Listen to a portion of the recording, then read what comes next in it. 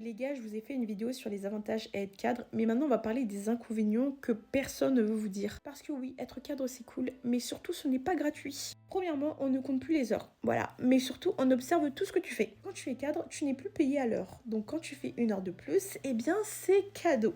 Voilà, tu fais un petit cadeau comme ça. Et beaucoup d'entreprises profitent de ça, par exemple en te disant est-ce que tu peux rester un petit peu plus? Tu peux regarder ça s'il te plaît? T'es cadre après tout, tu ne comptes plus tes heures. C'est pour ça qu'il faut apprendre à poser ses limites. Également, en étant cadre, la pression monte quand même un petit peu plus. On te donne certes plus de liberté, mais en échange, on attend quand même que tu sois plus performant, également plus rigoureux, plus proactif et surtout plus organisé. Bref, certes, t'as plus de marge, mais t'as quand même plus de comptes à rendre. Concernant les avantages et RTT, eh bien tu te rends vite quand même compte que c'est là pour compenser les heures que tu vas faire. En effet, il y a beaucoup de cadres qui ont quand même des RTT, mais il faut être honnête, souvent les RTT existent parce qu'on sait très bien que tu vas travailler beaucoup plus que 35 heures. Donc c'est un avantage certes, mais ça peut être aussi un pansement. Être cadre également, surtout quand tu sors d'études et que tu viens d'être diplômé, c'est avant tout être considéré grand très vite. C'est-à-dire que même si tu as 23 ans, que tu sors d'études et tu es encore en train d'apprendre, on te met parfois dans le même panier que des personnes qui ont 10 ans voire 15 ans d'expérience. Du coup, tu dois prouver plus vite et ça peut être très violent mentalement. Une chose aussi qui est important à comprendre, c'est que le forfait jour, ça peut être un piège si tu as un mauvais manager. En effet, si tu as un bon manager qui te respecte ton temps,